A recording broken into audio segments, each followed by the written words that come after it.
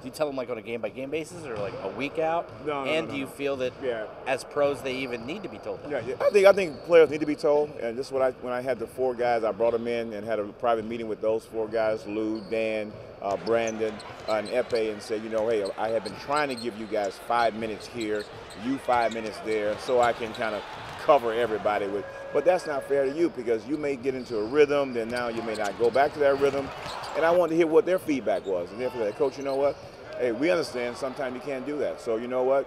If you're going to go with these 2 guys tonight, you go with them, and then we'll be ready for the next game. And that's, I think, communication, and then letting them say what they're feeling, and that's what we had in our little meeting, and so far it has worked out that way. If Epe is playing well in that game, he gets to stay on the floor, not have to go to someone else.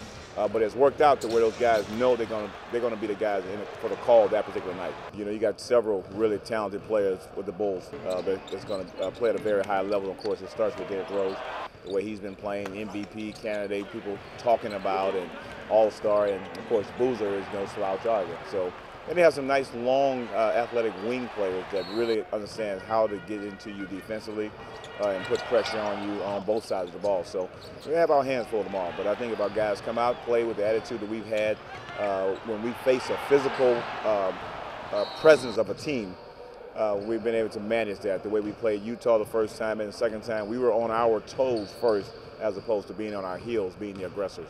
All right, so you picking for the Super Bowl? There's no game. Steelers. Why? Tradition. What about you? The Eagles. Steelers. All the way.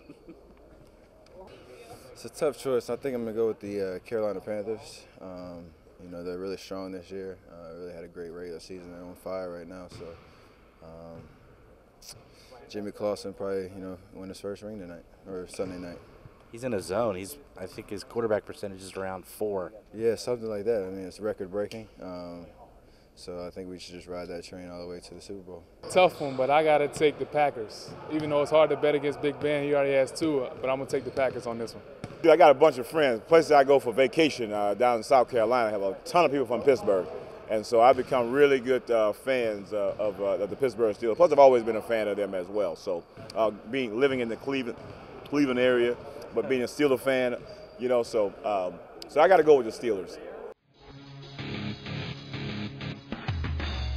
Hey, this is Steph Curry. Follow us on Facebook and Twitter for exclusive coverage throughout the season.